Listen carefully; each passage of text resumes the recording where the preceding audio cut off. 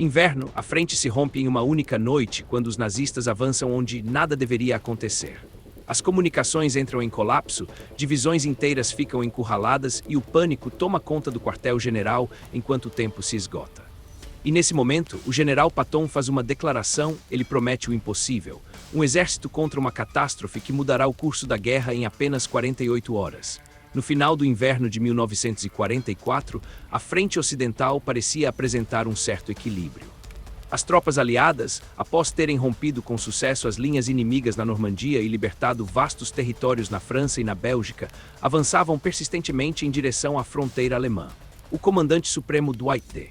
Eisenhower considerava a Wehrmacht à beira do colapso, com forças insuficientes para executar contraofensivas significativas.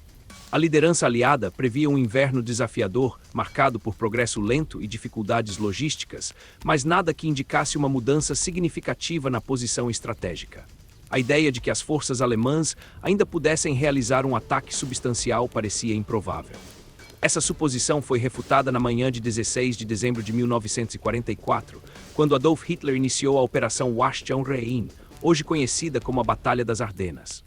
200.000 soldados alemães, juntamente com 400 tanques e inúmeras peças de artilharia, foram deslocados secretamente para a região densamente arborizada das Ardenas. Este ataque inesperado teve como alvo um setor pouco protegido da linha de frente americana, pegando as unidades de surpresa devido à sua imensa escala. O caos resultante levou à falha dos sistemas de comunicação, ao corte das linhas de suprimento e deixou os comandantes aliados lutando para compreender a magnitude da situação. Em poucas horas, a ofensiva alemã causou desordem generalizada em uma extensão significativa da frente, forçando os quartéis-generais aliados a enfrentar uma de suas crises mais graves desde o dia D. À medida que a situação piorava, Eisenhower convocou urgentemente seus principais comandantes de campo para uma reunião de emergência em Verdun, em 19 de dezembro. Historicamente significativa, Verdun simbolizara resistência e crise durante a Primeira Guerra Mundial e agora se apresentava como palco de outra conjuntura crítica. Em suas fileiras, o general George S. Patton, líder do Terceiro Exército dos EUA, se destacava. Sua reputação de ousadia, rapidez e audácia era inigualável. Enquanto outros ainda tentavam compreender a magnitude da questão, Patton já havia começado a traçar estratégias para possíveis oportunidades na reunião. O que diferenciava Patton naquele momento não era apenas bravata, mas visão de futuro.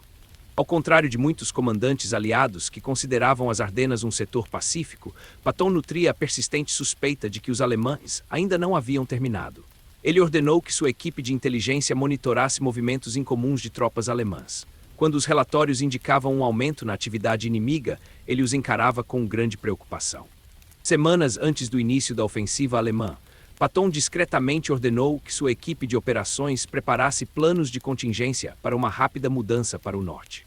Após a ofensiva alemã ter rompido com sucesso as linhas americanas, causando grande confusão, Patton já havia preparado 3 estratégias operacionais abrangentes, detalhando como seu exército poderia interromper rapidamente as ofensivas em curso e redirecionar-se para o norte para enfrentar a ameaça iminente. Essa situação em comum abriu o caminho para uma das mais intensas trocas de comando de toda a guerra, como demonstrado na Conferência de Verdun. Nessa reunião, Eisenhower começou reconhecendo as preocupações compartilhadas por todos. A ofensiva alemã havia criado uma lacuna profunda e crescente que ameaçava dividir as forças aliadas. A 101ª Divisão Aerotransportada estava encurralada em Bastogne, cruzamentos rodoviários vitais estavam sendo perdidos, o mau tempo impedia o voo de aeronaves aliadas e o inimigo parecia ter executado uma operação surpresa estratégica completa. Diante de soluções urgentes, Eisenhower buscava uma ação rápida. Quando se voltou para seus comandantes de campo, a maioria ofereceu avaliações cautelosas e avessas ao risco. Em condições invernais desafiadoras, com estradas geladas e congestionamentos prolongados, seria extremamente complexo reposicionar unidades significativas em uma semana para uma contraofensiva substancial. O clima na sala era carregado de dúvidas e preocupações logísticas. Então Eisenhower dirigiu-se a Patton. "George, em quanto tempo você pode iniciar um ataque?" Sem hesitar, Patton respondeu com confiança, quase displicentemente: "Posso lançar um ataque com 3 divisões em 48 horas." A sala ficou em silêncio. Alguns oficiais supostamente questionaram sua seriedade ou intenção, buscando aliviar a tensão. A equipe de Bradley trocou olhares céticos. e até mesmo os experientes especialistas em logística presentes tiveram dificuldade em compreender a dimensão do que Patton estava propondo. Mover um exército inteiro não era simplesmente uma questão de conduzir soldados para a frente. Reorganizar o gerenciamento do tráfego, as linhas de suprimento, a distribuição de combustível, o posicionamento da artilharia e a sincronização entre inúmeras unidades espalhadas por centenas de quilômetros era essencial. Executar tal mudança tática, mesmo em condições climáticas favoráveis, seria notável. Contudo, sob neve, gelo e neblina, parecia impossível. Mesmo assim, Patton possuía uma vantagem invisível. Ele havia planejado estrategicamente para esse cenário específico. Quando questionado por Eisenhower sobre o cronograma do ataque, Patton não estava improvisando. Ele havia considerado uma possível ofensiva alemã e instruído sua equipe a criar planos abrangentes para uma rotação no norte. Ao se dirigir aos oficiais atônitos presentes na reunião, revelou que tinha várias rotas e cronogramas prontos. Tudo o que precisava era de autorização para colocar um deles em prática. Sua certeza não era bravata. Era o resultado de um planejamento preciso, treinamento rigoroso e uma incrível capacidade de prever as ações do adversário. Eisenhower refletiu sobre Patton por um longo momento. Se a avaliação de Patton estivesse correta, apenas o Terceiro Exército poderia chegar a Bastogne a tempo de evitar o desastre. Eisenhower compreendeu a gravidade da situação. Se Bastogne caísse e os alemães capitalizassem sobre o avanço, poderiam avançar até o rio Meuse, potencialmente rompendo a linha aliada. O resultado da campanha, possivelmente até mesmo da guerra na Europa Ocidental, dependia de uma ação rápida e resoluta. No fim, Eisenhower proferiu sua famosa declaração, repetida por vários oficiais presentes. "Muito bem, George, você tem minha aprovação. Se alguém pode fazer isso, esse alguém é você." Com essas palavras, a mudança tática mais audaciosa no teatro de operações europeu teve início. Após a reunião, Eisenhower dirigiu-se aos oficiais restantes. Patton saiu sem alarde, contatando prontamente sua equipe para iniciar o intrincado processo de girar todo o seu exército 90 graus e direcioná-lo para o norte. Após a saída de Patton, Eisenhower falou novamente aos oficiais restantes. Seus comentários, documentados em vários diários e relatórios pós-ação, revelaram uma mistura de espanto e determinação. Ele informou sua equipe que o plano de Patton era a manobra tática mais ousada que havia encontrado em toda a guerra, mas também aquela com o maior potencial de sucesso, considerando as circunstâncias. Ele enfatizou a necessidade de apoiar Patton com todos os recursos imagináveis: combustível, acesso prioritário por estrada, controle de tráfego e instalações de comunicação. Segundo relatos, Eisenhower disse, Patton pode ser o fator decisivo para salvaguardar toda a frente, ressaltando a gravidade da situação. Naquele momento, Eisenhower reconheceu a excepcional qualidade de liderança de Patton. Patton não era apenas temerário, ele tinha uma capacidade quase inigualável de transformar potencial estratégico em ação tática. Enquanto outros hesitavam, Patton agia. Enquanto outros questionavam, Patton se preparava. O reajuste do Terceiro Exército logo seria aclamado como uma das mais impressionantes façanhas logísticas da guerra, simbolizando velocidade, disciplina e proeza organizacional. Quando Eisenhower concluiu seu briefing com sua equipe, as engrenagens do exército de Patton, metafórica e literalmente, já estavam em movimento. Comboios foram redirecionados, trens de suprimentos tiveram suas rotas alteradas, divisões que se preparavam para ações ofensivas em um setor receberam ordens repentinas para marchar através da neve congelante em direção a um novo campo de batalha. Nenhum exército moderno jamais havia tentado um realinhamento tão drástico com tão pouco aviso prévio. Contudo, em poucas horas, o quartel-general de Patton estava implementando o plano com precisão. As palavras de Eisenhower para sua equipe após aquela reunião não foram apenas um reconhecimento da audácia de Patton, mas também o reconhecimento de uma verdade crucial. Na fase mais sombria da campanha aliada, um general teve tanto a visão quanto a determinação para tentar o aparentemente impossível. Ao saírem da reunião de comando em Verdun, a gravidade da situação pesava sobre o sistema de comando aliado. A ofensiva alemã estava longe de diminuir, pelo contrário, parecia ganhar impulso. Informações que chegavam ao quartel-general de Eisenhower sugeriam que várias divisões americanas estavam ou recuando em desordem ou defendendo ferozmente posições isoladas. Bastogne, um cruzamento rodoviário vital nas Ardenas, havia sido cercada. A 101ª Divisão Aerotransportada, apoiada por partes da 10ª Divisão Blindada, resistia a repetidos ataques alemães, mas sua situação se tornava cada vez mais perigosa. Seus suprimentos de munição estavam se esgotando, os recursos médicos estavam diminuindo e as condições congelantes agravavam suas dificuldades.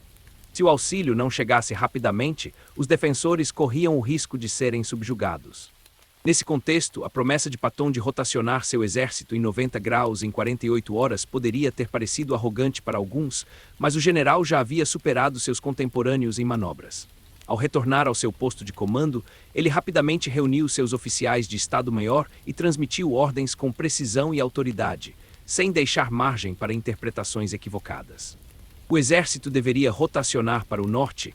Todas as divisões aptas para o deslocamento deveriam se preparar para uma movimentação rápida, e todo o aparato logístico do Terceiro Exército deveria ser reestruturado para facilitar o progresso. Oficiais que participaram da Conferência de Verdun relataram posteriormente a atmosfera tensa no posto de comando de Patton. Descreveram uma sensação avassaladora de caos controlado que envolvia o centro de comando. Mapas estavam sendo redesenhados, caminhões estavam sendo redirecionados, telefones tocavam incessantemente e os oficiais de Estado-Maior trabalhavam com foco inabalável. A mudança iniciada por Patton não foi apenas uma mudança de direção, mas uma transformação de espírito.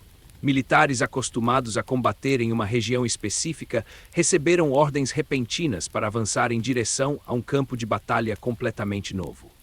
Os operadores de tanques foram instruídos a reabastecer e se preparar para a viagem, ignorando o frio intenso e as condições traiçoeiras das estradas. As forças de artilharia foram encarregadas de recalcular as posições de tiro e coordenar esforços com aliados inesperados. O Terceiro Exército se transformou em uma vasta entidade móvel, reorganizando-se de forma adaptativa em tempo real. Um aspecto marcante dessa operação foi a sincronização logística necessária. Patton reconheceu que, independentemente de sua audácia, mesmo a concepção estratégica mais inovadora não teria valor sem os recursos para executá-la.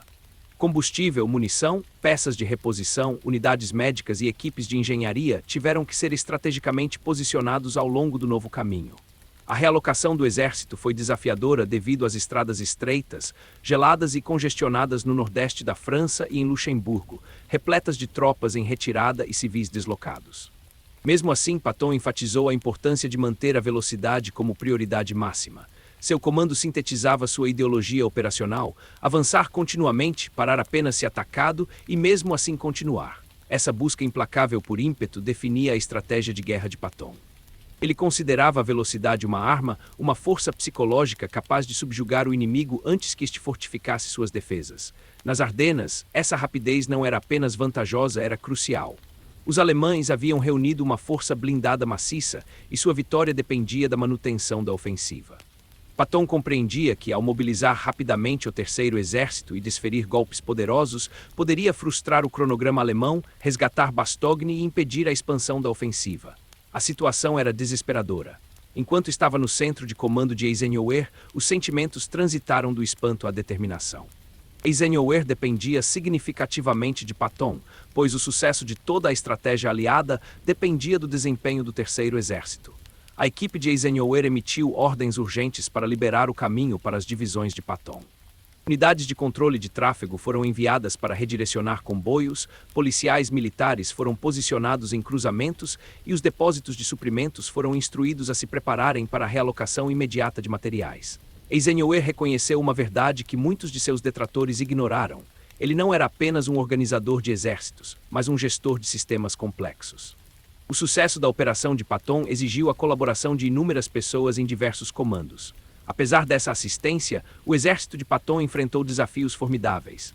O inverno de 1944 a 1945 foi excepcionalmente rigoroso, com temperaturas caindo significativamente abaixo de zero, fortes nevascas e ventos intensos soprando pelas estradas. Em condições gélidas, as armas ficavam imóveis, os motores não davam partida e os veículos derrapavam no terreno gelado. Homens caminhavam penosamente pela neve até os joelhos, com roupas de inverno insuficientes, e a respiração exalada congelava o ar gélido enquanto prosseguiam. No entanto, o espírito do Terceiro Exército era excepcionalmente resiliente. Os soldados de Patton confiavam em seu líder. Eles já haviam testemunhado seus feitos aparentemente impossíveis e estavam convencidos de que ele poderia repeti-los. Enquanto colunas de tanques, infantaria e veículos de apoio continuavam avançando inexoravelmente para o norte, Patton mantinha contato próximo com seus comandantes subordinados. Ele solicitava relatórios detalhados, dava ordens explícitas e monitorava de perto a operação pessoalmente. Sempre que possível, visitava as unidades pessoalmente, dirigindo seu jipe de comando pelas estradas congeladas, acompanhado por sua equipe e segurança.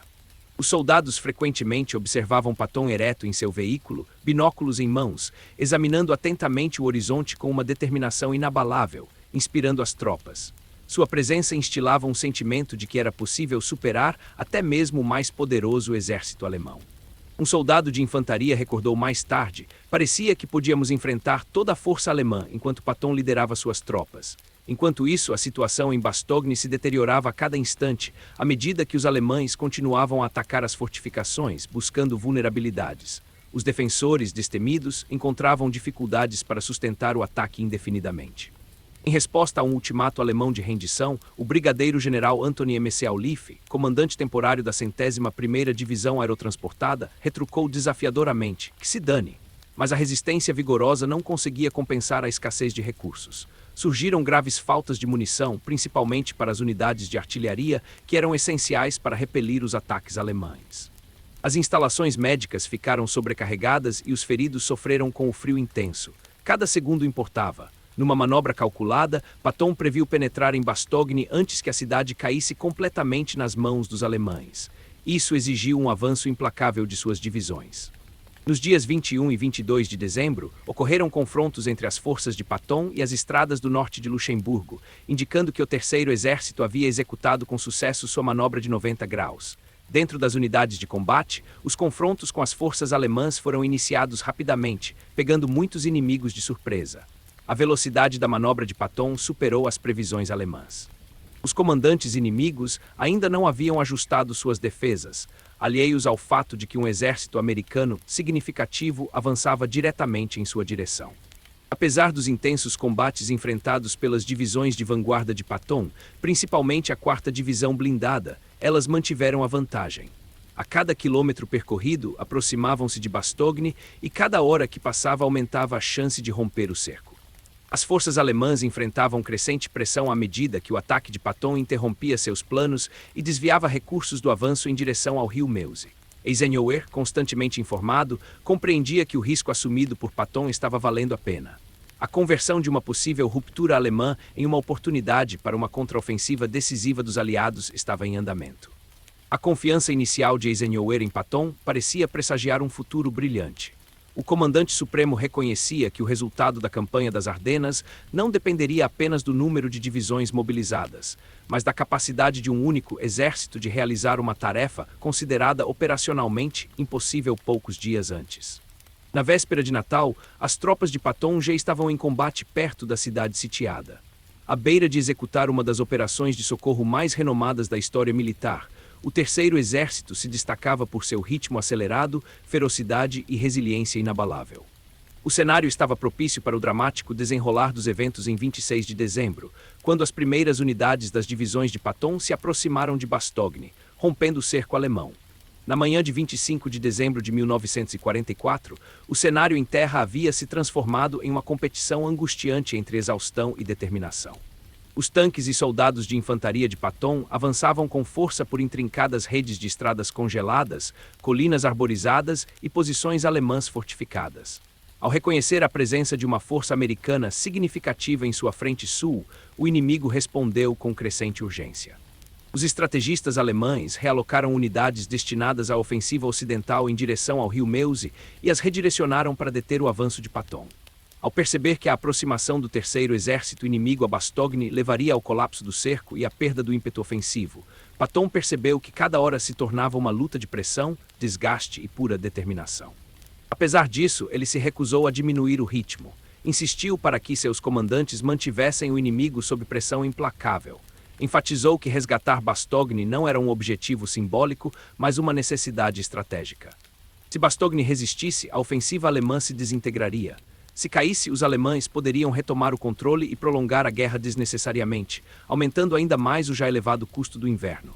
O senso de urgência de Patton refletiu-se em sua oração de Natal, ordenada apenas alguns dias antes, na qual pedia tempo bom para que o Terceiro Exército pudesse auxiliar o avanço com apoio aéreo. A própria oração é lendária, não apenas por sua ousadia, mas também porque, pouco depois, o tempo realmente melhorou, permitindo que as aeronaves aliadas retomassem o apoio aéreo. em 26 de dezembro chegou o momento crucial. Após dias de intensos combates, as unidades de vanguarda da 4ª Divisão Blindada dos EUA romperam as defesas alemãs e se aproximaram da periferia sul de Bastogne. Por volta das 16h50, uma patrulha liderada pelo tenente Charles Boges, da companhia C do 37º Batalhão de Tanques, encontrou-se com os defensores da 101ª Divisão Aerotransportada. Essa ligação foi insignificante em tamanho, envolvendo apenas alguns tanques e soldados de infantaria reunidos nos arredores da cidade, mas sua importância simbólica foi imensa. O cerco de Bastogne havia sido levantado. Os defensores, que resistiram a bombardeios, ataques de artilharia, frio intenso e recursos cada vez mais escassos, estavam novamente conectados às forças aliadas em maior número. Ao receber a notícia do avanço, Patton não expressou alegria, mas sim reconheceu seu dever cumprido com uma aceitação estoica. Disse que ele afirmou: devemos fazer o nosso melhor. Um comentário tão sucinto era característico de um líder renomado, tanto por sua oratória ousada quanto por suas ações audaciosas. Patton reconheceu que, embora o sucesso inicial tivesse sido alcançado, a batalha estava longe de terminar. Os alemães mantinham posições fortes perto de Bastogne, o que obrigava o Terceiro Exército a expandir a passagem, proteger as linhas de suprimento e forçar o inimigo a recuar para evitar um novo cerco. O combate persistiria por semanas, mas a mudança psicológica havia sido alcançada. A ofensiva alemã foi contida e o ímpeto estava retornando gradualmente aos aliados. De volta ao centro de comando de Eisenhower, a reação foi de profundo alívio e satisfação. Eisenhower havia feito uma aposta calculada ao depositar sua fé na capacidade de Patton de mobilizar rapidamente seu exército. Diversos oficiais do Estado-Maior nutriam dúvidas sobre a viabilidade de tal manobra. Alguns, em particular, temiam que a autoconfiança de Patton ultrapassasse as possibilidades logísticas. Contudo, os resultados foram indiscutíveis. O Terceiro Exército de Patton deu uma guinada de 90 graus, avançou por um terreno invernal rigoroso, encontrou forças alemãs no caminho e chegou a Bastogne dentro do prazo estimado que ele havia especificado em Verdun. A declaração inicial de Eisenhower, "Se alguém pode fazer isso, é Patton", serviu agora como prova de sua admiração pelos talentos singulares de Patton. As avaliações internas de Eisenhower sobre Patton durante esse período, registradas em relatos posteriores e diários do Estado-Maior, demonstram um sincero respeito pela perspicácia estratégica do general e sua prontidão para adotar estratégias ousadas.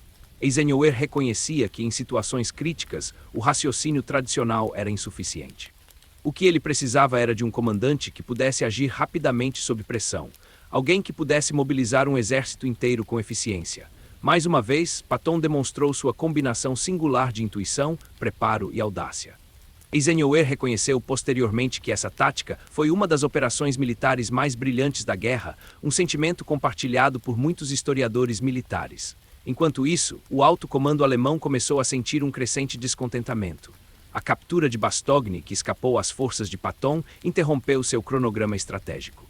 A escassez de combustível, os desafios logísticos e a pressão contínua tanto do norte quanto do sul enfraqueceram suas tropas.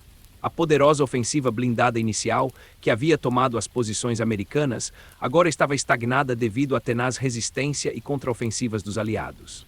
O plano mestre de Hitler para dividir as forças aliadas e negociar uma trégua estava desmoronando. Os aliados retomaram o controle de importantes redes rodoviárias, o que lhes permitiu retomar as operações sincronizadas ao longo da frente de batalha. Para o general Patton, a libertação de Bastogne representou mais do que um triunfo estratégico. Ela personificou o dever de um comandante. Ele sempre acreditou que um líder deveria prever os movimentos do inimigo e agir de acordo. Suas estratégias proativas, colocadas em prática semanas antes do início da ofensiva, permitiram-lhe reagir com rapidez e singularidade. Seu estilo de liderança, marcado pelo envolvimento pessoal, supervisão meticulosa e insistência na adoção de táticas ofensivas, galvanizou suas tropas. O Terceiro Exército transformou o que poderia ter sido uma derrota devastadora em uma vantagem estratégica.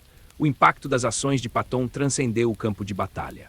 Entre as forças aliadas, sua resposta rápida simbolizou a tenacidade e a determinação americanas. Soldados que se sentiam abandonados e subjugados pela ofensiva alemã reconheceram subitamente que faziam parte de um exército capaz de ações rápidas e resolutas. O mito de Patton, já imponente, tornou-se ainda mais formidável. O poder de dominar suas tropas e inimigos tornou-se parte integrante do folclore do conflito europeu. A importância da libertação de Bastogne para a guerra como um todo foi imensa. O ataque alemão rapidamente perdeu força, prejudicado por problemas logísticos e contra-ataques contínuos dos aliados. Em janeiro de 1945, os aliados haviam recuperado quase todos os territórios perdidos durante a ofensiva alemã inicial. O fracasso da ofensiva das Ardenas esgotou as reservas restantes da Alemanha em soldados, combustível e veículos blindados. Em essência, a última aposta de Hitler no Ocidente não resultou apenas em derrota, mas em um colapso estratégico. A rota para o Reno e, eventualmente, para o coração da Alemanha estava agora livre. Mais tarde, Eisenhower admitiu que as ações de Patton desempenharam um papel crucial na mudança do rumo da guerra. Ele enfatizou que uma mudança tão rápida e decisiva por parte de um exército não tinha paralelo na guerra contemporânea.